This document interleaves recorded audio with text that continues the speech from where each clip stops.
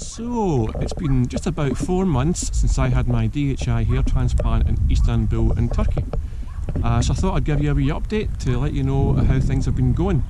To summarise, pretty happy with the results so far. I'll just bend down, I'll show you my hair. We're obviously in direct sunlight here in the evening, so it's basically going to look quite transparent in some places.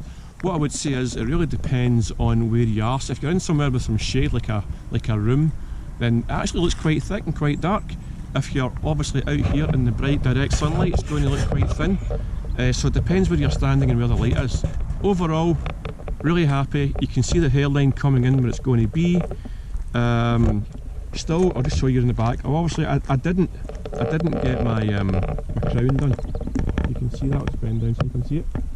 Didn't get my crown done. I thought I would just get the front bit done and the top bit, see how it went. If I was happy with that, I would go back and get the crown done later at some later stage. So all the redness is gone, itchiness is gone. It was quite red, it was quite itchy for a while, and I could actually feel the anaesthetic.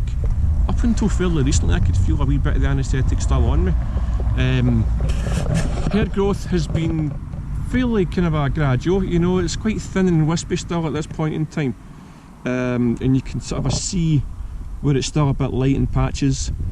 But I would say some of the growth happens fairly quickly once it starts to happen. It's quite quick, and from week to week it changes, you know. So you're trying not to constantly look in the mirror too much and kind of look, oh look, I've got a wee bit more here or a wee bit more there.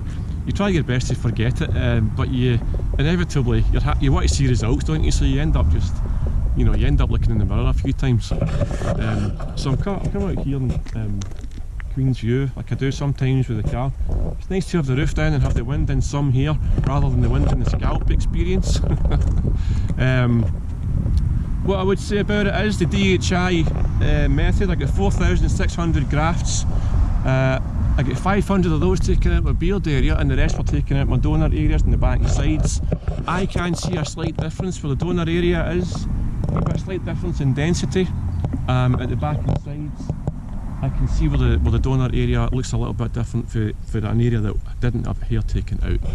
But you know, that's to be expected, I suppose. If I go back and have the back done and have the bald bit at the back done, and then I wouldn't be comfortable having the hair removed from my sides and back of my head, because I don't feel as though I've got enough left, to be honest. So I think I'd be looking at having my beard hair taken, implanted, just like we did with some of the last grafts. Your hair beard's kind of thicker, it's kind of more bristly. So they can take hair for your beard. Like I said, they took 500 grafts from me the last time. They can take hair for your beard, and they can take hair from your chest and your stomach area, and I'm quite hairy as it turns out, so I can have that done no problem. So if and when I go back, I will almost certainly have it done, or have it taken from my beard and chest area,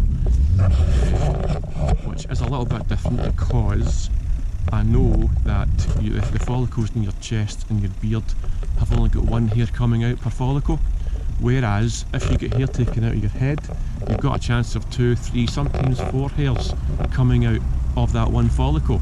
So although you've got maybe 4,500, 600 grafts taken out your head, you've maybe got something like, I don't know, guessing maybe 12,000 hairs roughly. Whereas if you get hair taken out your beard and your chest, it's 1 hair per graft. So in essence, you would have to maybe take more hair to try and get the same density, which isn't ideal, but you know, it is what it is.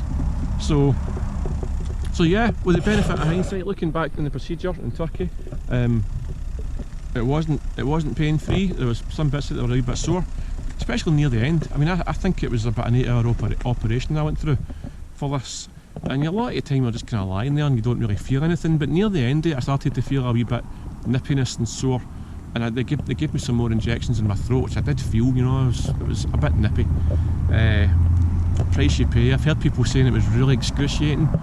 It wasn't for me.